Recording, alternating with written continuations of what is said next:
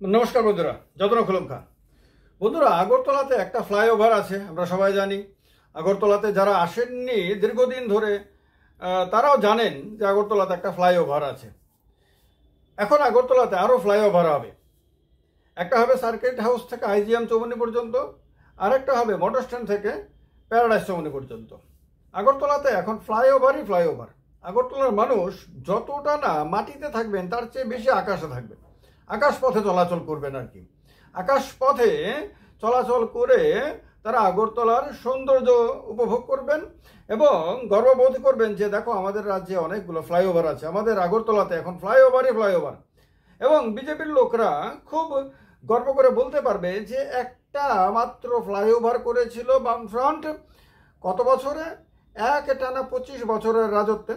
আর আমরা বিজেপি মাত্র অল্প সময়ের রাজত্বে আমরা দুইটা ফ্লাইওভার করেছি আগরতলাতে। এটা গর্ব করে তারা বলতে পারবে এবং তারা দেখাতেও পারবে। বাইরে থেকে মানুষ এসে তো বারবার জিজ্ঞেস করে যে বিজেপি সরকারের আমলে কি কি হয়েছে আগরতলাতে, রাজ্যে কি কি হয়েছে, সবাই তো জিজ্ঞেস করে। দেখানোর জন্য খুব বেশি কিছু তো পাওয়া যায় না আগরতলাতে লাইটিং টাইটিং করা ছাড়া। তো এখন কিন্তু সুযোগ হবে যে মানুষ যখন এয়ারপোর্ট থেকে মানে বেরিয়ে যখন আসবে সার্কিট হাউসের কাছে এলেই তো একদম আকাশে উঠে যাবে সরাসরি এরকম করে ফ্লাইওভারে। উঠে গেলে পরে জিজ্ঞেস করবে ফ্লাইওভার किसने बनाया, বলবে যে এই ফ্লাইওভার তো हमारा सरकार ने बनाया, बीजेपी सरकार आने के बाद बनाया गया। এরপরে আগরতলায় এসে আপনার আইজিএম এর এখানে নেমে গিয়ে আবার কিছুক্ষণ পরে প্যারাডাইস চৌমুহনীতে যখন দেখবে আরেকটা ফ্লাইওভার, একটা হবে বাঁ দিকে একটা হবে ডান দিকে, তখন জিজ্ঞেস করবে যে ডান দিকেরটা किसने बनाया, বাম দিকেরটা किसने बनाया। তখন বলে ডান দিকেরটা আমাদের আসার আগে হয়ে এলেও, বা হয়তো বলবেও না, বাম দিকেরটা বলে দেবে যে এটা আমরা বানিয়েছি। এটা বিজেপির জন্য গর্বের বিষয় হবে। এখন কথা হলো, ঠিক আছে ডেভেলপমেন্ট হওয়া উচিত, ফ্লাইওভার হলে ভালোই লাগে, সুন্দরও লাগে। ফ্লাইওভারের ওপর দিয়ে আপনার যাওয়ার সময় দেখতে ভালোই লাগে, দুদিকে যখন নিচে জায়গাগুলো দেখা যায় সুন্দর লাগে, এটা ভালো জিনিস। ডেভেলপমেন্টের জন্য দরকার, কমিউনিকেশনের জন্য প্রয়োজনীয়, কোনো সন্দেহ নাই। কিন্তু এখানে দুটো জিনিস আছে। সরকারের কাছে আগরতলার জন্য প্রায়োরিটি কি হওয়া উচিত? ফ্লাইওভার হওয়া উচিত না বন্যা নিয়ন্ত্রণ হওয়া উচিত? গত বছরের বন্যার কথা যাদের মনে আছে, মানুষের শর্ট মেমোরি ঠিকই আছে, কিন্তু এত শর্ট নিশ্চয়ই না যে এক বছর আগে যে বন্যা হয়েছিল, এক বছরও হয়নি, এক বছরের চেয়েও কম সময়ের আগে আগরতলাতে যে বন্যা হয়েছিল, যে বন্যাতে আগরতলার মানুষের কি কষ্ট হয়েছিল সেটা ভাষায় বর্ণনা করা হয়তো অসম্ভব।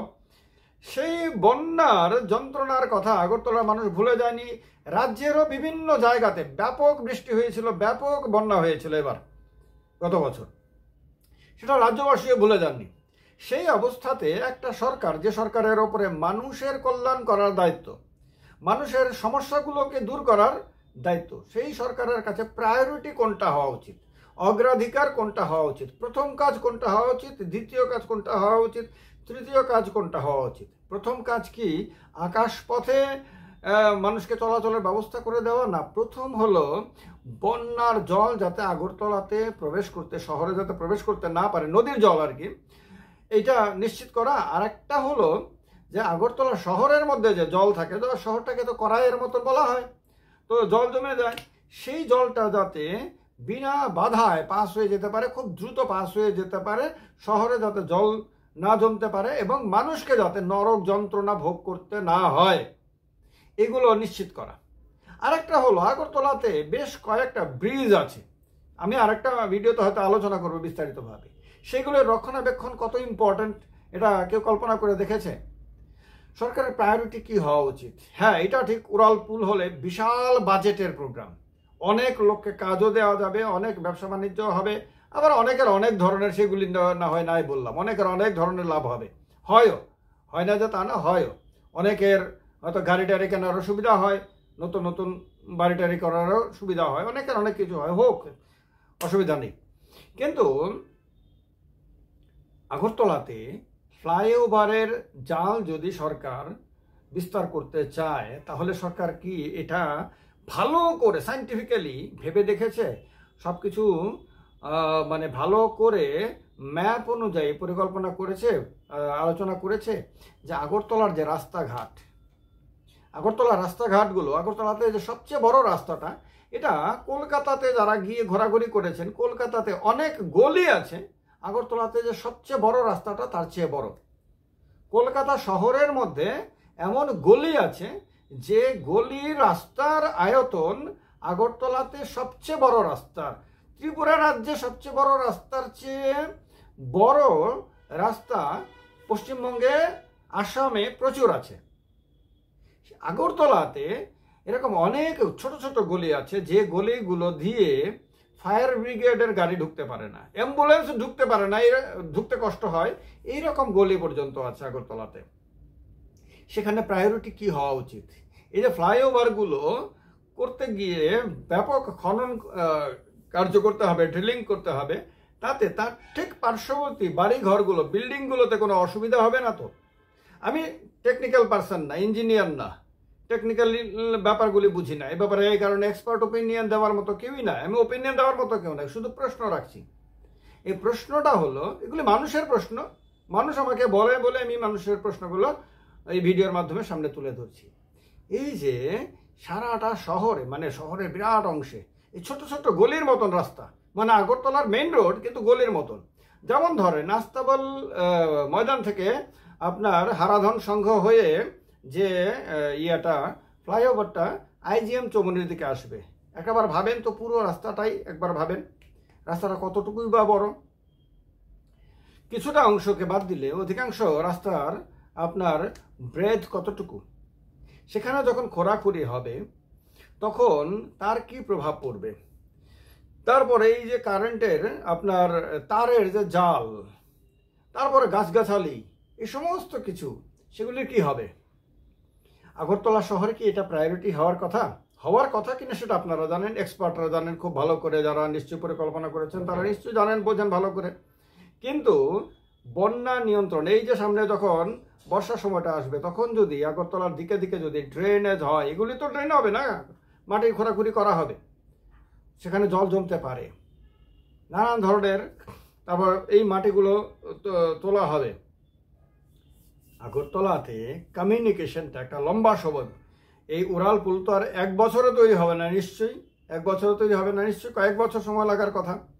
এই সময়কালটা শহরে যান চলাচল, এমনিতেই তো ছোট ছোট রাস্তা হওয়ার কারণে যান চলাচলে ব্যাপক প্রবলেম হয়, ট্রাফিক কমিউনিকেশনে মানে ট্রাফিক সিস্টেমে ব্যাপক সমস্যা তৈরি হয়। সেই জায়গাতে আমাদের মনে আছে যে এডিনগর থেকে, ড্রপগেট থেকে আপনার কি বলে বীরচন্দ্র লাইব্রেরি পর্যন্ত যে উড়াল পুলটা হয়েছে, একটা তো আপনার মেলার মাঠ আর একটা ডাউন হয়েছে গিয়ে বীরচন্দ্র লাইব্রেরির সামনে। এই যে উড়াল পুলটা কয়েক বছরের কি যন্ত্রণা আগরতলার এই অংশের মানুষকে পোহাতে হয়েছে, সেটা কিন্তু খুব লম্বা সময় আগের কিন্তু অভিজ্ঞতা না। তো এই কারণে আগরতলার যে পরিকল্পনা, ডেভেলপমেন্ট পরিকল্পনা, সেটা যদি কম্পোজিট পরিকল্পনা না হয়ে যদি যে ভাই হঠাৎ মনে হলো একটা উড়াল পুল বানিয়ে দিই, হঠাৎ মনে হলো এখানে একটা ড্রেন করে দিই, হঠাৎ মনে হলো এটা এখানে একটা বিল্ডিং করে দিই, এরকম হঠাৎ হঠাৎ আর কি, ওই হঠাৎ বাজার, হঠাৎ কলোনি এরকম আছে না, এরকম যদি হঠাৎ পরিকল্পনা আর কি, হঠাৎ একটা কিছু করে দেওয়া, এইরকম যদি যে এক্সাইটমেন্টের জন্য, এক্সাইটমেন্ট হলো রাত্রিবেলা ঘুমাতে গিয়ে কিছু একটা করবো, কিছু একটা করবো, তো কি করব হঠাৎ করে মাথার মধ্যে আইডিয়া এলো যে একটা করে দিই এরকম একটা কিছু, তো পরের দিন বাস এসাই হোনা পারেগা, এরকমটাই করে দিতে হবে। এইরকম যদি হয় তাহলে কিন্তু আগরতলা, এমনিতেও আগরতলা কিন্তু ভূমিকম্পের জন্য, শুধু আগরতলা না, টোটাল নর্থ ইস্ট ভূমিকম্পের জন্য কত নম্বরে আছে এটা সবাই জানেন ভালো করে, কারণ এগুলো নিয়ে খুব আলোচনা হয়। তো সেই দিকে অনেক দিক বিচার বিশ্লেষণ করে কতটুকু টেকনিক্যালি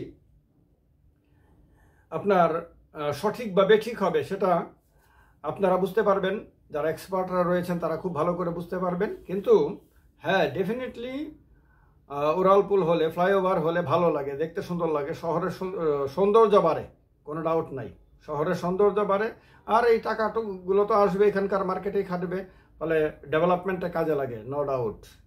কিন্তু এটা মাথায় রাখতে হবে, আজকে যে কাজটা করা হবে সেটার ভবিষ্যতে কি ইম্প্যাক্ট হবে, শুধুমাত্র বর্তমান জেনারেশনের জন্য না, কিন্তু যে আগামী 5 বছর, 10 বছর, 15 বছরের জন্য কিন্তু তা কিন্তু না, কিন্তু সেটা হয়তো আগামী 50 বছর, 60 বছর, 70 বছর ধরে কিন্তু সেটা থাকতে পারে। ফলে আমাদের পরবর্তী জেনারেশনকেও যাতে কোনো ভোগান্তি ভুগতে না হয় সেটা নিশ্চিত করার দায়িত্ব কিন্তু সরকারের।